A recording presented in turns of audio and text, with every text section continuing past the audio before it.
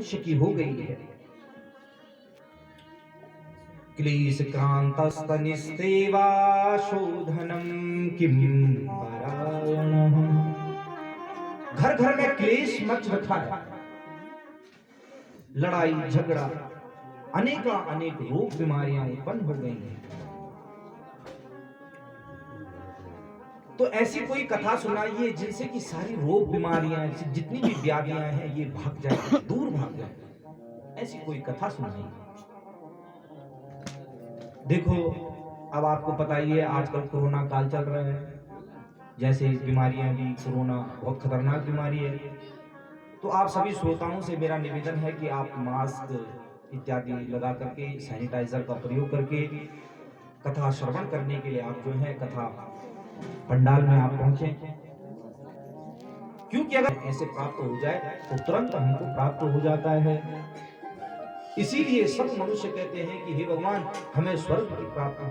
सबके नाम के आगे स्वर्ग लगा दिया जाता है कि भगवान इसको जो है वैकुंठ धाम की इसको प्राप्ति हो। मगर स्वर्ग में भी ये सुख नहीं है।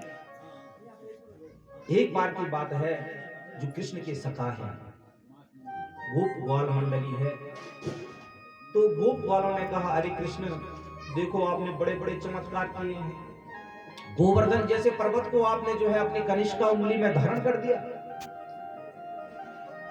आप स्वयं साक्षात नारायण के आप स्वरूप लगते हैं, कोई ना कोई बात तो है आपके अंदर, हे कृष्ण, कुछ ना कुछ तो है। तो कृष्ण ने कहा, अरे सखाओ, बोलो क्या है, क्या बात है। तो सभी गोप वाले जिद करने लगे प्रभु से कि हे प्रभु, हमें वैकुंठ जाना है, वैकुंठ का दर्शन करना है, कैसा होता है वैकुंठ, कैसा होता है स्वर्ग। तो कृष्ण ने कहा, ठीक है, तुम्हें वैकुंठ के दर्शन करवाएंगे। तो भगवान ने सभी गोप ग्वालों को लेकर के एक सरोवर के पास पहुंचे।